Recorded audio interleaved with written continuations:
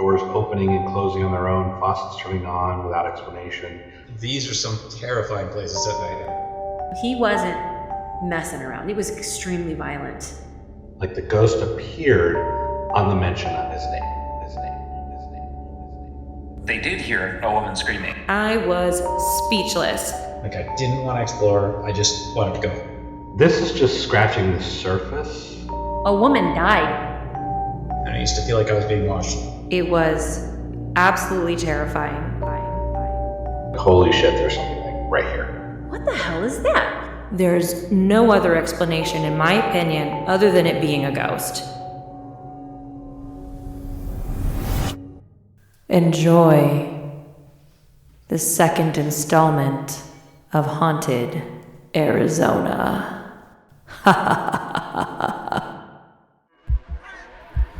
There is a medicine story that tells of Crow's fascination with her own shadow. She kept looking at it, pecking at it until her shadow woke up and became alive. Then Crow's shadow ate her. Crow is dead Crow now. Join us as we attempt to look through the wandering crow's eye to find the gateway to the supernatural, to seek to know the unknowable mysteries of creation. Welcome to the Wandering Crow Podcast. Hey murderers, this is Mandy. JT. This is Abby. This is Cameron. And welcome to another episode of The Wandering Crow. And we are so excited to bring you Haunted Arizona Part 2. I am very pumped up for this. Yeah, why didn't we go with wanderers instead of murderers? Because we're a murder of crows? We could. Maybe they're wanderers and murderers. Yeah, because it's a murder of crow.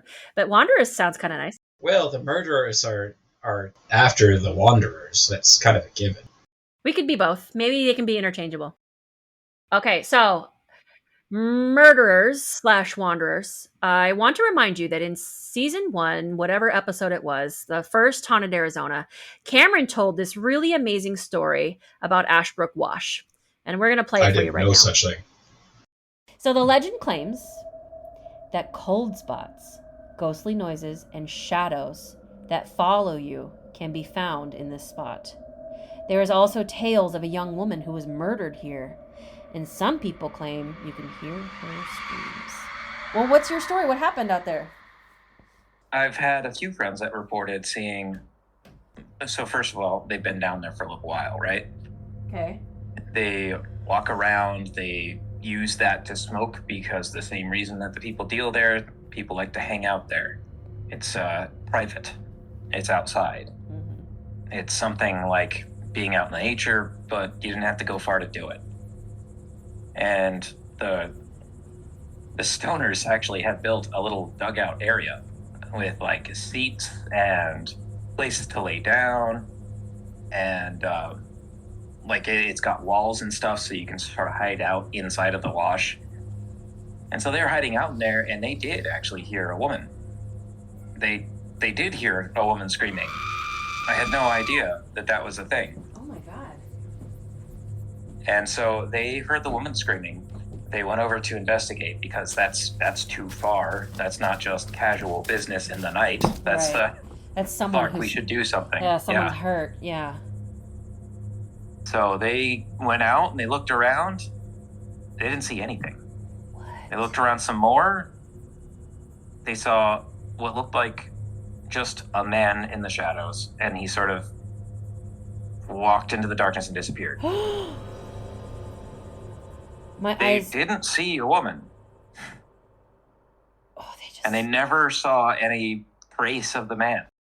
So that's the clip. I wanted to keep that short so I didn't take up too much time. If you want to hear more about that Ashbrook Wash thing, there's a little bit more that I kind of clipped out, but that's it. Can I just ask, Ashbrook Wash, is this just like a specific section in Fountain Hills? Yes. It's like an old river that they built a road through, 2 or 3. I have maps. When you do a Google search for Ashbrook Wash, it puts you right at Golden Eagle Park, which is the baseball field, softball, football field. Is Golden Eagle Park in the heart of the Ashbrook Wash? Not the area that townies know of. Just northeast. Yeah, so I will show you. I'm going to screen share this. So that was an interesting learning experience for me as well. Golden Eagle Park is the thing to do in Fountain Hills. Yeah. Okay. So you guys see this, right? If you look, so you've got Fountain Hills High School, and kind of Golden Eagle Park is sort of there in that area somewhere. And then you've got this Ashbrook Wash that comes down and goes across Fountain Hills Boulevard and kind of meanders around. So Ashbrook Okay. Wash is a lot longer than I realized. It's worth noting that the topography of this map, Golden Eagle Park is kind of higher up the hill too. That's not Yes. really necessarily part of the wash. So those of us from Fountain Hills think of Ashbrook Wash as being a very specific section. There is a very specific location that we all think of as being Ashbrook Wash. I honestly haven't been there in a long time. I could drive there and get there. Like, I know where it is, but we don't think of all of this as Ashbrook. So does that answer your question, JT? Well, I was more curious of the specific spot that, the story was about. Yeah. Where are the hauntings? So, well, Cameron, it would be here, I feel like. This area, right here. Do you see where my mouse is? Yeah, that's it. Yeah, this area. Like starting here and moving across. So I'd be walking that road where it says Fountain View. Okay, so kind of on that curve. Look down there where it says Fountain View. Uh-huh.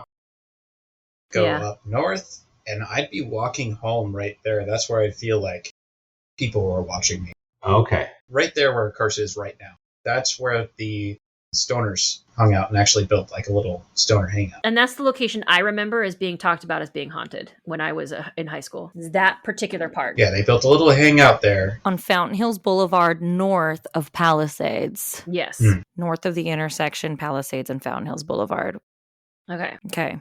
So We just tipped off a lot of cops, but yeah, sorry, stoners. I'm sure They know, right? They know. That's not a secret. Yeah, give me a break. Okay. So So if you hear weird noises in the night, it's either some dude tripping balls or maybe Yeah. it's a dead woman. it's probably a tweaker. Let's be real. Yeah. Okay. So here's what I want to say is I did follow up on this because I'm like, so many people talk about the fact that this place is haunted. So many people talk about the fact that a woman died there. If truly a woman died there, I should be able to find that. Like, Yeah. there should be some record of this, right? And Cameron's like, nah, they're going to keep it on the down low and they're going to suppress that because blah. I feel like we had that conversation. And I was like, That's interesting. not sure I believe that. I'm going to look for that. So I found it. A woman died. What? A woman truly died, not there, but her body was dumped there in Ashbrook Dun, Wash. dun, dun. Wow. I'm so pumped up. I was so excited to find this. Do we know when this was? Like the year? Yes, it was in the 70s. So Okay, Fountain that's Hills what I was thought. in its infancy. Mhm. Mhm. I'm going to screen share this. The interesting thing is where her body was found, according to all of the newspaper articles, is at Greenhurst and Glenbrook, which is not quite in the area that we all think of as being the haunted location. So Ashbrook Wash is kind of here, and actually there's so remember these crossroads, Glenbrook and Greenhurst. I'm going to pull up that other one again. Hold on. Oh, there's not really much of a... Oh, What? there is kind of a smaller wash just south of Glenbrook Boulevard on Greenhurst. Right. What are you looking So Like yeah, more so Oxford if, Drive. Like most of it is a wash. most of it is like all of it is a It's all a wash. So valley. where is that on this? They're all dead rivers, so like everything's a wash. Here it So- is. Here's Greenhurst, and Glenbrook is It's one up- of it's up these higher. I think it's this one. Oh, I already pinned it. There yeah, it is. that's where you pinned it. but- Supposedly, These are some terrifying places at night. I've been a delivery driver for years. so like this is part of Ashbrook Wash here, but we already covered the fact that we think that the place that is most commonly known as being haunted and where Cameron's friends had their experience was much further south than where the body was found. Mhm. And this by is the a way, general what? so those people that had their experiences that were down there where you were just pointing at the Stoner Valley, I think is what they called it. They were in the Stoner Valley, so they weren't hearing other stoners. Right. They were Right. in the trenches. Literally, that's what they built in there. Trenches with, like, chairs. And peering over the wall to see if there were cops around, and no cops. And they heard screaming.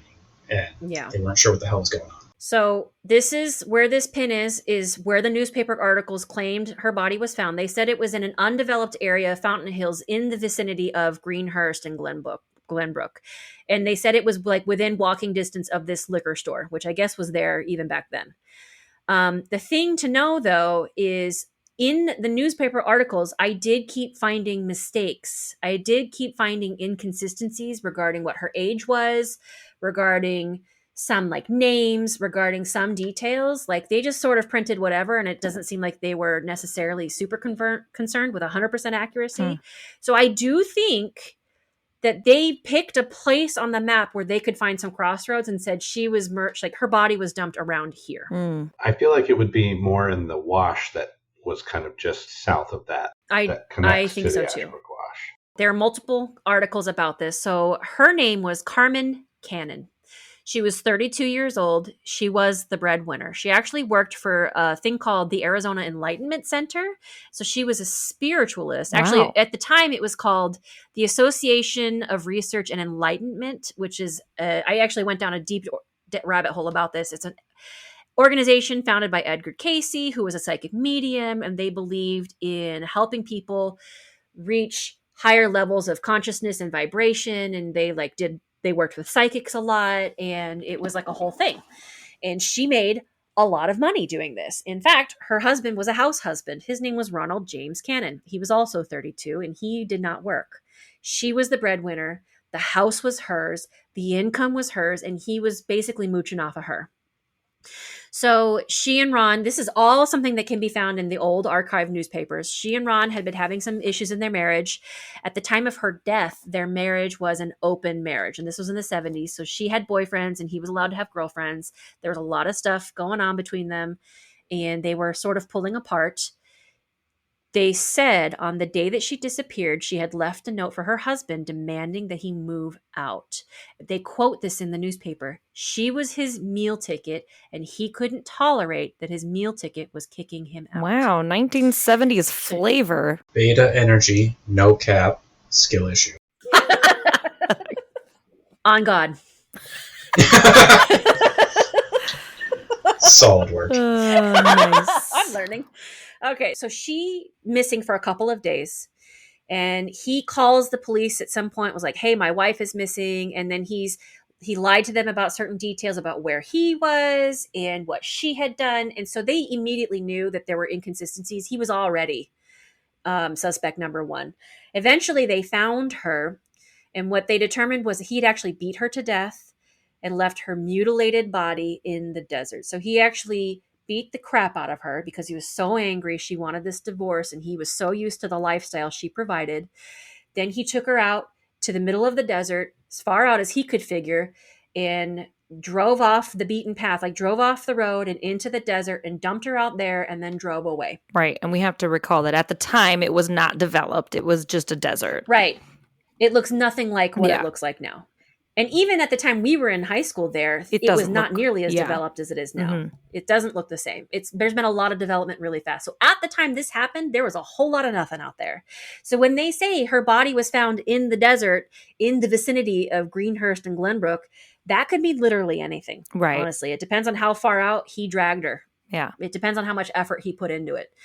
So she was found, and they say specifically about 350 yards from the nearest home and 300 yards from a convenience store that was in the area. And I did mark out where that convenience store was.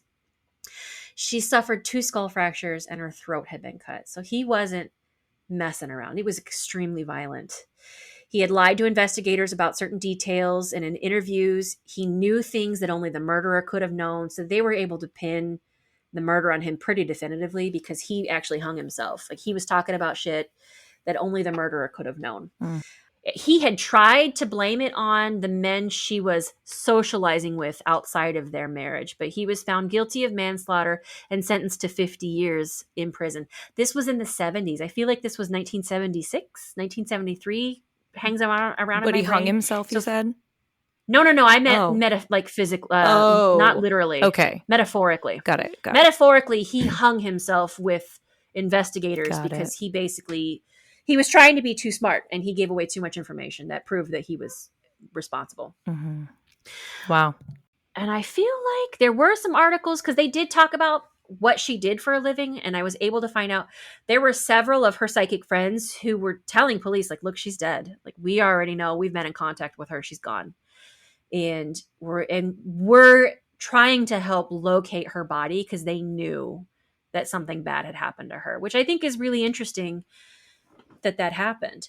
And the one piece of information that I couldn't dig out is you specifically referenced that they saw a man there. They didn't see a woman. They only heard a woman scream. They saw a man. And it made me wonder, did this guy die? He might have. He was 32 at the time. He was sentenced to 50 years in prison, which means he would have been in his 80s when he was finally released. Or with parole, maybe it was sooner. But by now, that's like, and I always forget. So 30, 40, so that was 50 years 40 ago years now. ago? Wait. Yeah, he could be 80s, dead. 90s, 2000 aughts, 2000 teens, 2020s. Oh, damn. Yeah, right? It's crazy, right? He probably is dead by now, whether he died in prison or not. So it makes me wonder if, because of the violence of that crime, there is some piece of him that's tied to that place where he left her body. And that's why there is a man manifesting there. Or I don't know. The fact that there was violence could have attracted other spirits. But it is interesting to me that I was able to verify a woman did die a very violent death that probably involved her screaming, and that her body was dumped in the general area of where everyone has said is a haunting. So I wanted to revisit that because I thought it was really super interesting. And that was actually quite a thrill to be able to pin down some of those details and be like, oh, verified, it happened. So Haunted Fountain Hills. I wanted to share that. Haunted Fountain Hills. All right, next story. There's one. This is a new one. I gave you the link there to the thread that talks about it. Largely unverified, but I was walking down these streets at night too, from Streets in New York. Streets in New York was the pizza place right down the road. And I walked all the way up to the northernmost of Arizona. Northernmost of Fountain Hills. And so I'd have to pass through this and by Ashbrook Wash. And so apparently there was a woman that was dismembered there on Saguaro in that wash, just a little bit south of the Alamo.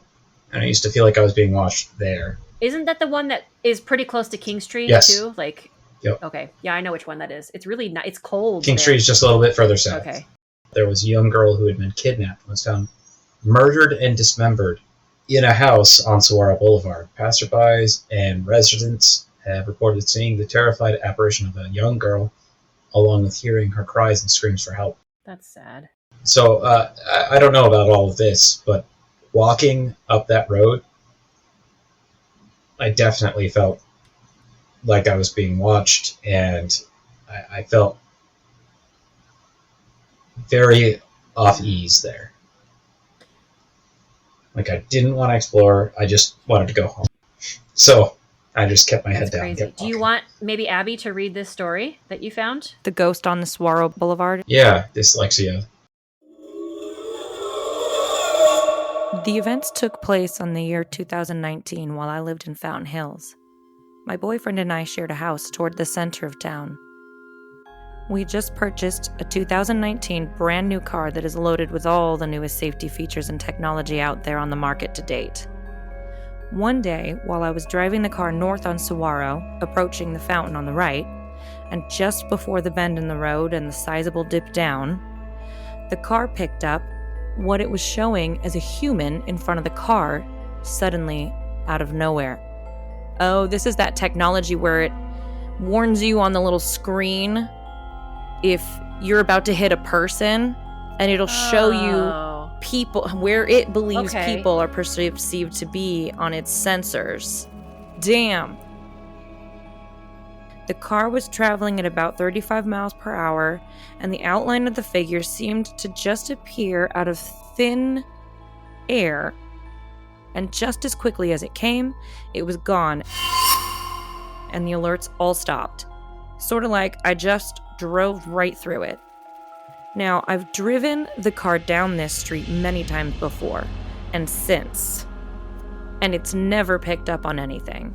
There's no way it malfunctioned, as it's really just not possible if you understand how these features all actually work. I never mentioned the event to anyone, and several months passed when, for some reason, while walking our dogs together, the memory came into my mind, and I told my boyfriend what had happened some 4 months earlier. Got it. So the event happened 4 months before they're walking the dog, and now she's telling him. After I concluded the story, he turns to me and says, "That's weird because the same thing happened to me last night." Whoa. I was speechless. When I pressed him for an accurate location for where his experience occurred, I was overwhelmed with awe to learn it was, in fact, the exact spot I had experienced my event. What are the odds the night I just happened to remember this happening, and it had also just happened to him, with months in between our two experiences? Talk about coincidences, right? He wasn't really too impressed or intrigued with any of it until it happened to him again the next night. And then the next night. We've investigated the spot where it's been happening to see if there could actually be some perfect trigger falsely activating the alert system on the car. I like it. And there's just absolutely nothing. There's no other explanation, in my opinion, other than it being a ghost. The morgue is right there, but I also heard the story the other commenter mentioned about the little girl. Just really don't know who it is, but if anyone else has experienced anything similar in that area, please share so we can have any and all information possible, because I am beyond curious now. Thank you, Ian D. of Fountain Hills 2020. Guess who's going back to the archives after this? This girl. Well, that was a captivating story. That had all of the markers of, like, kind of good. convincing. I do know somebody with a Tesla, so maybe we should go see if we can get it to appear on Tesla's screen. Yes, let's do it. You know what I'm saying? Let's test some We stuff. know the location. Do it. Oh, how creepy Yeah. would that be? And then come back to this post. Let's try to get an affiliate. There you go. Maybe not. Give us a Tesla. We need it for experiments. Maybe not Tesla. Tesla's person detection is so good, it detects ghosts. It's a whole new market. Come on, Tesla. Now, I feel like it would be remiss not to share that the very next poster says, "Lived on this road since 97. No ghosts, and the murder never happened." Well, we're going to look it up. Just a straight poo-pooing. Yeah, Mandy's going to get to the bottom of I'm it. pretty good at that newspaper archive research now, so I'm going to do it. I feel like I found ghosts twice. Okay, I'm going to go to what I know, and that's Jerome, Arizona. Jerome is a copper mining town that in the late 1800s, there was a rich copper deposit that attracted miners to this area. And the interesting thing about the city is that it's on the side of a hill. It's literally on the side of a mountain. There's been homes that have slid down the mountain, a jail that slid down the mountain. It's like that steep of a town. From about the 1920s to about the 1950s is when it was like a booming town. At one point, there was like 500,000 people living on the side of this hill. Like it was that popular of a place. What really made it popular was the miners would be able to, work that day and get paid that day and then go to the brothels or the opium dens or the saloons. Yeah. Is it out of line that we call them dwarven folk instead of miners? Maybe not. Cameron. Okay, moving along. That So- was good, but moving along. I have been there, and I have actually done a ghost walking tour where they walk you around the city in daylight, broad daylight, and they give you a little electric meter that kind of detects electrical signals. And in the beginning, they like quantify or qualify this. Like, okay, you go to like my electrical panel and you can hit it and it has an electrical signal, right? So during this walking tour, I'm in this doorway and I've got my little meter and the guy's telling the story and I'm panning around with it. I'm moving around. I'm playing with it because, I'm a guy. That's what we do. We play with toys when we have them, right? And the guide says the guy's name. And immediately right next to me, I turn in this doorway and my meter just goes nuts. Whereas just seconds before it was registering nothing. Like the ghost appeared on the mention of his name. There was no other electrical signal around me. because I was testing it. I was like, I'm a skeptic. I'm not going to believe this. That was like one of my first experiences. I was like, holy shit, there's something like right here. Dang. Quick question. So you said in the doorway. So like when you turned, it was like literally a doorway that the signal. Yeah, it was like an archway. And then behind me was an actual Okay. door going into the building. So in this archway. So you turned toward this doorway, and then the meter spiked after the guy said the dude's name. Yeah, so if you imagine kind of an arch, I was standing on one side of that arch, and then next to me on the other side of the arch, there was where it was just dead space, and then a wall, and then the wall. All of a sudden, like not anywhere near any sort of electrical signals. Do you know why I asked that question? Why? The doorways are considered a liminal space, not one or the That's other. a good point. And there's I a lot have of not thought of ghost that. sightings in I have doorways. not thought of that. Wow. Anyway. Thank you very much for Okay, putting moving on. those together. Anyway, so You're welcome. that's a kind of a personal experience, but what I really wanted to go into was the Jerome Grand Hotel. That is one of the most famous haunted hotels probably anywhere. People come from miles around to just spend a night just so they can have a ghost experience. And if you're lucky, you get to actually rent room 32. So let me just tell you a little bit of history about this hotel. It originally was the United Verdi Hospital, built in 1926 and operated until 1950 when the copper boom died and the town almost pretty much turned into a deserted town. Because it is a ghost town, it's just not deserted anymore. So room 32, let's get to that. There's been a lot of paranormal activity in this building because there's been a lot of stories of people dying in here. So room 32 specifically, it's considered the most haunted room in the hotel. Guests report doors opening and closing on their own, faucets turning on without explanation, chilling noises like moans or cries. There were 2 tragic suicides that were linked to this room. There was a miner in a wheelchair who reportedly, in quotes, fell off of the balcony. Oxymoron. He was a miner. And then he got old and then was in a wheelchair? No. Or he was one of the miners that mined copper and had an accident in the mine and got confined to a wheelchair. Okay. Now he's in a wheelchair. And then he... Okay. Get it. Sorry. I was going to go into a little bit more of the story. It's like, what the fuck? That's pretty progressive. No, we just needed you to pause and clarify. So he was confined to a wheelchair. No, he was a miner. It ruined his life. He's like, okay, I can't mine anymore because I'm in a wheelchair. He tragically fell or jumped from the room's balconies in the 1930s during the building's time as the United Verdi Hospital.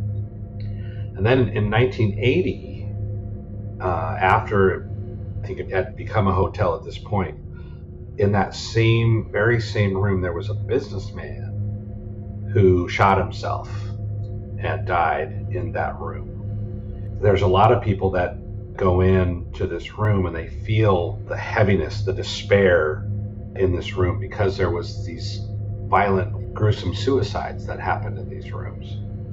Guests also say that they see shadowy figures or apparitions.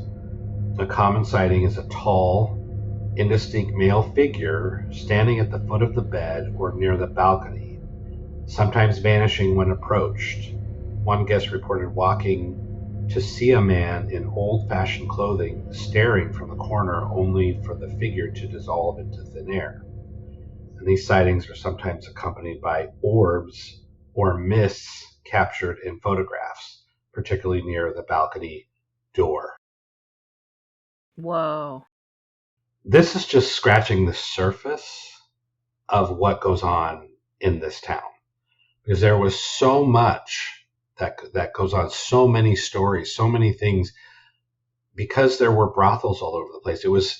You actually had to have a license to be a hooker, a prostitute. Lady of thank the you night. for the right word. You can actually go to Jerome and they actually have a little museum where you can actually see the licenses of these ladies because they were licensed. But there were many times where these miners would come in and I mean, I didn't get a chance to look up any stories of them, but I do remember one of the stories in my walking tour was a miner brutally murdering one of these prostitutes, and her ghost is still tied to that spot because she was brutally murdered in this town. So, Poor lady. I haven't been back since quite a while. It's turned into more artistic artist place now. They have a bunch of artists that have come in and bought up the town, and they're really trying to do the work to save it and preserve it. And I actually have some of the glassblowers pieces in my home from that town. But that's where cool. James Maynard Keenan operates Caduceus wine from. He loves it there. Judith. Very interesting figure that might be worth an episode later.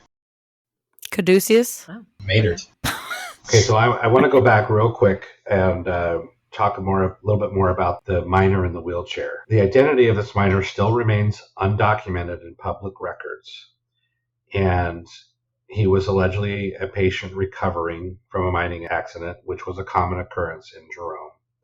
Accounts suggest he either deliberately climbed or wheeled himself over the balcony railing or accidentally fell, resulting in a fatal plunge. But there's just a lack of official records, and the circumstances are ambiguous. They just know that somebody fell and died. Not really sure who it was, whether it was suicide or accident. We don't really know. It's just the stories and speculations. But the hospital treated numerous mining-related injuries, and there was a lot of emotion that came from that, because if you got injured in the mine, then you were done as a miner, and your whole livelihood was destroyed. Okay, so I've got two things I'm going to be checking the archives on. I'm real curious if they had blue caps in those mines. What was the name of the hotel? The Jerome Grand Hotel. Okay. It was room 32, right? Room 32. Cool. I'll look that up. And it was called the United Verde Hospital before it was the Jerome Grand Hotel. Oh. Blue caps? Is that what you said, Cameron? What is a blue cap? Blue caps were the kind of gnomes that actually aided miners when they were in the mines. Gnomes that ate the miners. Aided. That's better. Okay, Yeah, well, I mean... They were considered the Fey version of, like, helpers in the mines. I've heard of that, actually. I didn't know they were called blue caps. And if you gave them... their hats. If you gave them a fair wage, they would help you. If you gave them too much, they would be insulted. They wanted to be treated like a member of the crew. Interesting. And if you insulted them, they would actually trick you into horrible consequences. Ooh, that's a really cool story, Cameron. Well, maybe that's what happened to this poor miner. Blue caps are interesting, and in mining towns, I'm curious if they had their own lore about it. That'd be interesting to look into. So there are hotel records that have guest testimonials, and they've been keeping these since 1996, that reportedly include balcony-specific stories like orbs and apparitions.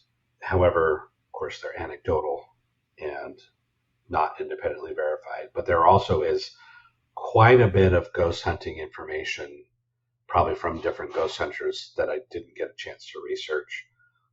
I mean, this could be an episode by itself, just this room. Just Jerome, or just this room itself, with the amount of stories that I'll definitely look it up. Okay. All right, I have to go very soon.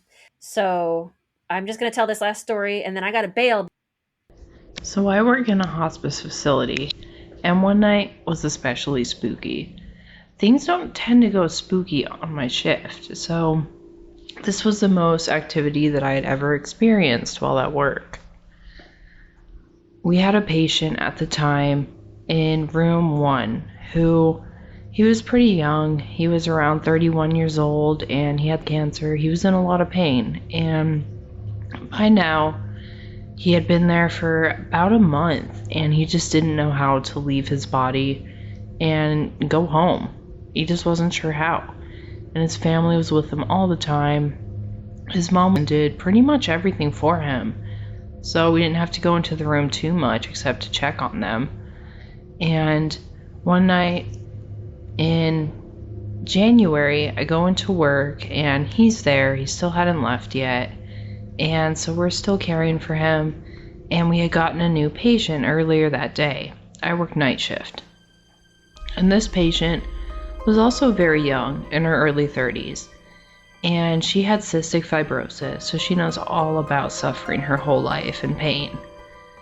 And she ended up passing around 30 minutes after my shift started. And her parents were glad that she wasn't in pain anymore. They were grieving pretty well about it. She seemed at peace. She seemed free. Another patient ended up passing that night. And so, me being the CNA at the facility, I ended up finishing cleaning and disinfecting the rooms at around 2 a.m. So, after cleaning the rooms, I was pretty hungry. And I had seen a shadow all night walking around the hallways, which isn't unusual for this facility. We all see silhouettes and shadow people walking around, and it's pretty normal here. They never feel menacing. Sometimes they feel a little lost. Sometimes I'll go out and talk to them and I won't see them anymore after that. I'll tell them to go home and that their job here is done. So not too unusual, but I was seeing a lot of them here tonight. And so after cleaning the rooms, I sit down and I go to eat. And out of the corner of my eye, I keep seeing a shadow walking up to the table where I'm eating, walking away. Walking back up, walking away. Walking back up, walking away. I tried to speak to it. I was like, I'm not sure what you need. I'm sorry. And I didn't see it much after that. And I decided to go into another patient's room and take a break for a second. And this patient, he was a New York dumpster trash man, and he had a huge personality, and now he was pretty minimally responsive. He tended to stay hot, so we always had a fan going for him. Our fans can be quite loud. So I'm sitting in the room with him, I'm just taking a little break, and then I hear one of the nurses that I work with walking back and forth in the hallway, back and forth, back and forth. I look up, she looks at me, and she goes, "Were you running in the hallway?" I told her that I wasn't. I'd been here the whole time. She says, "That's strange." And she walks away. A few minutes later, she starts walking back and forth, back and forth, back and forth in the hallway again. We end up locking eyes, and she looks at me, and she says, "Did you hear that?" I said, "No, what was it?" And she claimed that there was this loud pounding on the other side of the house, like on the walls, like as if something was trying to get our attention. I told her that the fan that this patient had was too loud, and I hadn't heard that either. And I told her that I believe that there was something very much here with us, as I had been seeing silhouettes all night long walking around. She confirmed with me that she was seeing them too. So we knew something was here. And then right after she leaves, I'm still relaxing next to the patient, and then I hear, "Hey, hey, hey."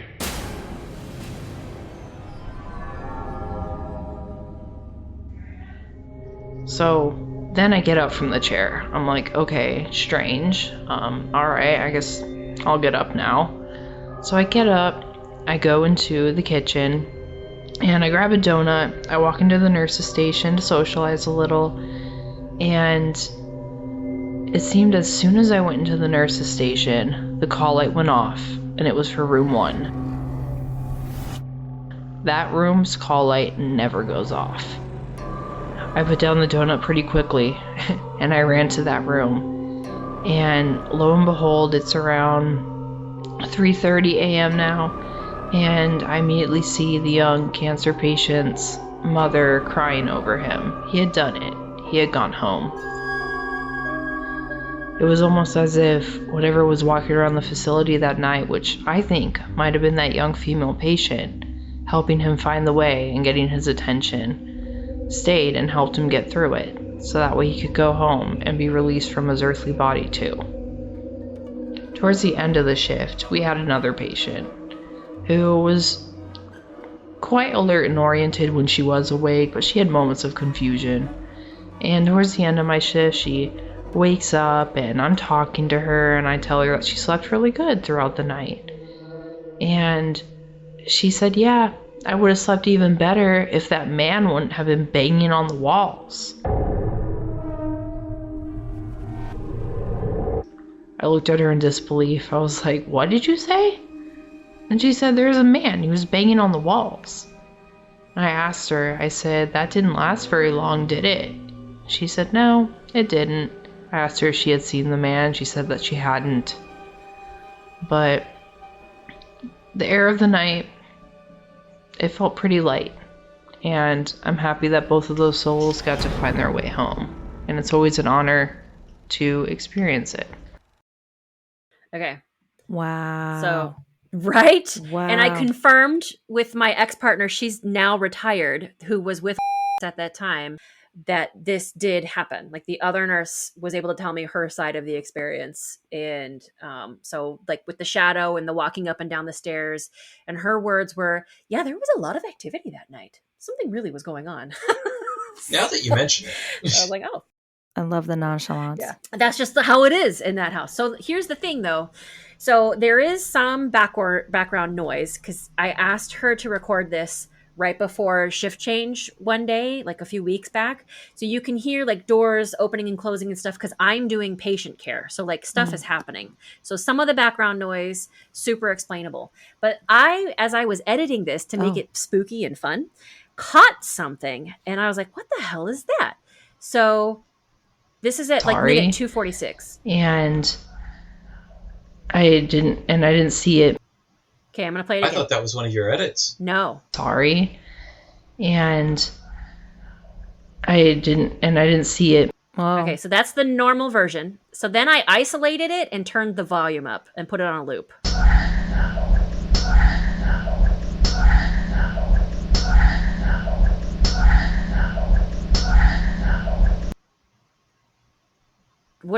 Do you guys feel like those are words? And if so, what does it sound like to you? Because I know what it sounds like to me. Can you play it?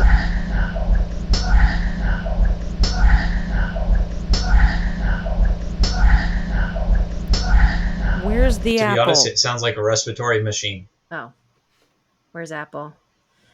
Okay. I don't think anybody was on oxygen that night. I don't. Okay, and so it the only respiratory happens machine during... Makes sense. That was cool. But anyway. It only happens during that particular part of when she's talking. So machine would be more It would be rhythmic. continuous. Yeah. Well, the click was just like a random thing. That click does not repeat. I think it's saying, please help me. Please help me. Please help me. I hear please. There's more of an E. I hear bevel. I hear Zappo. The click is not It's definitely great. Ethel. Ethel. I hear that. We all hear that.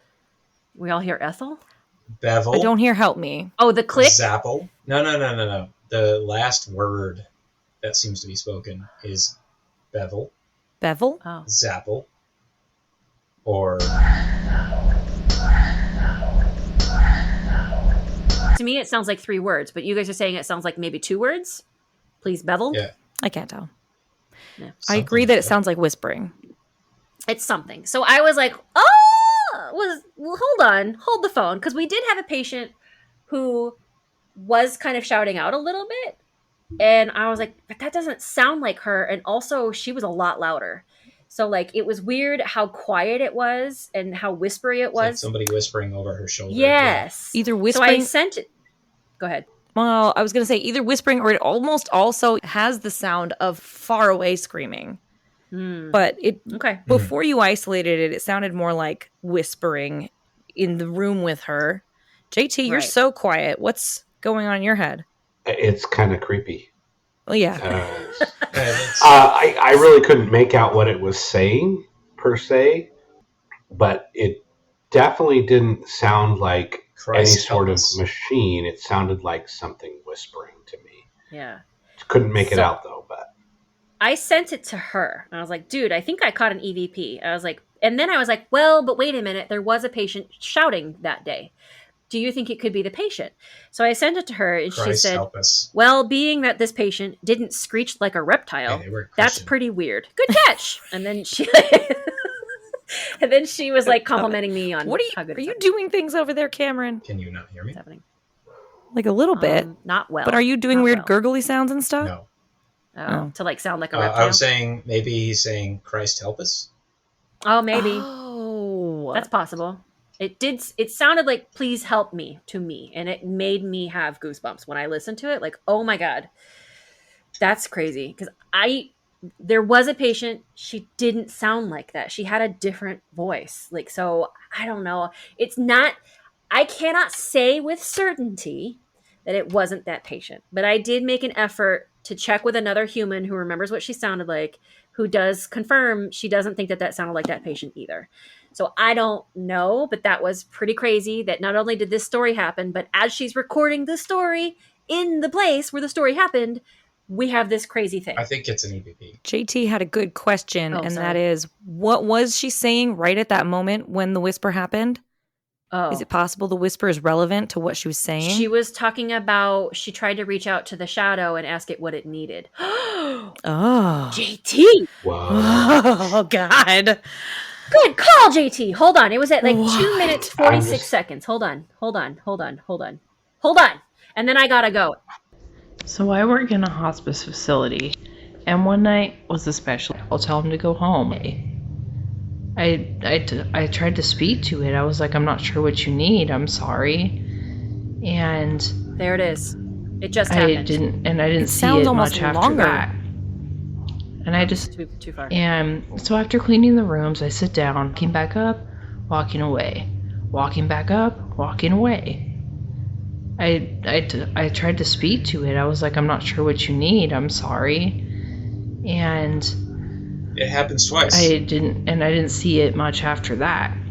She said I tried to speak to it and then it happens. Good call, JT. Just saying, that was kind of creepy. That is so creepy. What do you need? Please help me. So please help me. Like that's what I need. Ugh. Damn. I would love Christ to be able to try and help us. I do hear help us now. Yeah. And I can't unhear it. Yeah. So I feel like that's what it's saying. But it would be fun to go in with one of those boxes that records or has that ghosts can speak through to see if there's anybody. That house in there is crazy, and use stuff it. has happened to me even just recently. It's progressively getting more and more corporeal. The stuff that I'm seeing, but I have to go. You have the ability to use one of those boxes there. Nobody has to know. It's just me and 2 other people at any given time, like staff members. It would have to be a quiet night where there's not a lot of families. Otherwise, that's just like seems really unprofessional. So, well, yeah, right. It would be don't mind me if there was while your nurse is nobody ghost in there. hunting while you're losing your loved one. Sorry. Yeah. Yeah, it would have to be a really quiet night, and everybody. I would only feel comfortable doing that if everybody was in a pretty good spot. So I don't know, maybe. I have to go, but you guys, if you have more stories, please keep telling them. I think I can leave and you guys can stay. It was so fun. All right, Bye, yeah, everybody. that was a good one. Yeah. All right, see ya. Bye. I will say right now, I don't have any other stories. I don't really either. I have one childhood story. Okay. It's not really a ghost story. Okay, so growing up in a trailer park, do you remember that there was like a big canal right in the middle of the trailer park? That's where we used to play war, where we threw rocks at each other. Oh yeah, that was a thing that we did. So like I said, this isn't exactly a ghost story or a haunted story, but when we lived in the second trailer, so I must have been, I want to say I was about 9 or 10, and so you must have been 6 or 7. I had a horrifying, awful, lucid nightmare, and I completely forgot about this nightmare until I was listening to Mandy and Cameron telling stories in episode 10, Sirens Deep Dive, part 1. Cameron is telling a story about some woman in the woods, and she has this fence that is lined with heads on the pikes. I don't remember that. All right. Good Lord. Okay, well, I do. That was freaky. Baba Yaga is a mother's age or older. She's like a crone of the woods. She's got a house that's basically made of like the woods. Her fence post, each pike is topped with a human skull, except for one. She keeps one free so that anyone wandering into her yard is aware that they have a place there if they make the wrong move. It's like a warning.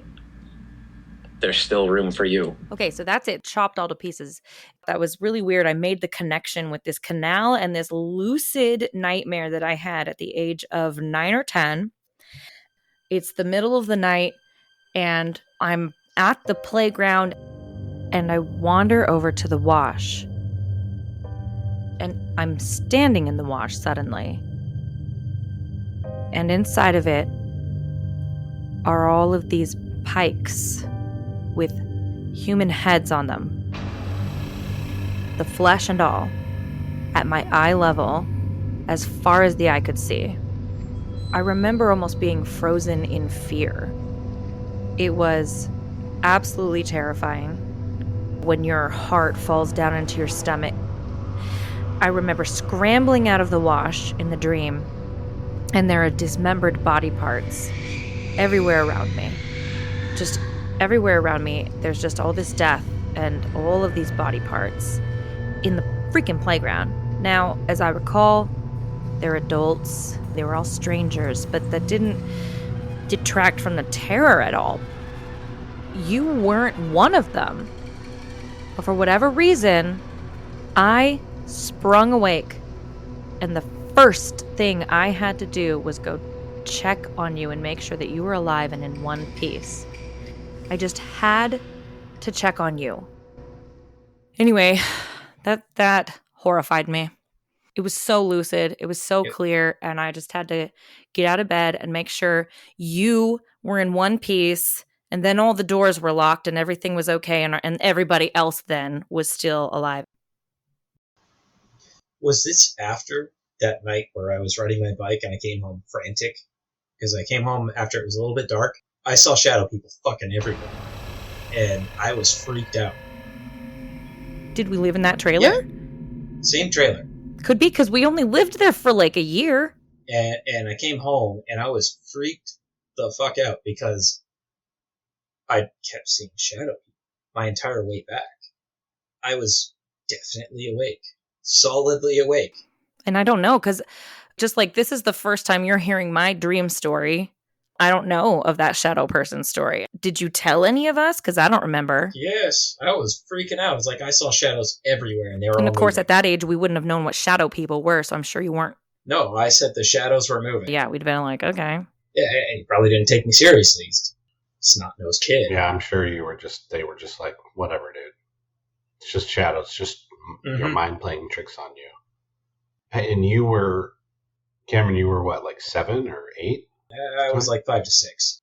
This was after we were playing with the Ouija board, by the way. Well, we didn't start doing that until the big house, right? No, we did that in the bigger trailer. Oh, I don't remember that. I don't remember that. Remember, it kept going. It started counting down from 9, no. 8, no. 7, no. In response to what question? Remember, it had nothing to do with what we were even asking it. The few times that I was like fully awake where I saw shit was that instance where I was a little bit late getting home. It was very dark and I started seeing the shadows move. I came home and then you started treating me nicer at a certain point. Yeah, probably. And I'm wondering. I was like, holy shit, I actually love you and don't want anything horrible to happen to you. That was like a huge aha moment. Spiritual intervention. Love your brother. Yeah, Cameron and I didn't bond much, and he and I used to beat the crap out of each other, but I also did unprovoked lash out at him a lot. Unprovoked, I don't know if that's really. Sometimes it was provoked, I was but sometimes it was totally unprovoked. There were times where I would antagonize you. Yes, there were times that I antagonized you because you lashed out at me. But I don't know if we can really say one or the other. But it wasn't good. So it wasn't good. And so, yeah. And it was shortly after that horrible night where I was coming home, you started treating me nicer, and I had no idea why. Now you know. That would be so wild if they all happened at the same time. I mean, interesting correlation. It seems like it happened within months of me seeing all those shadow people. JT? It's very interesting. It's very, we're putting together a correlation of two different totally separate events that happened at a similar time, and all of a sudden your sister started liking you better or treating you nicer. I mean, I wasn't sure how to take it. I think I was still a dick.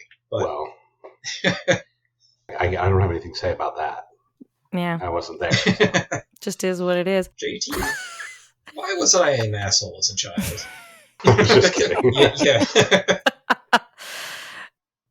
Thank you, murderers, for listening. This has been another episode of The Wandering Crow. All right. Thanks, guys. That was fun. That was weird. That was really cool.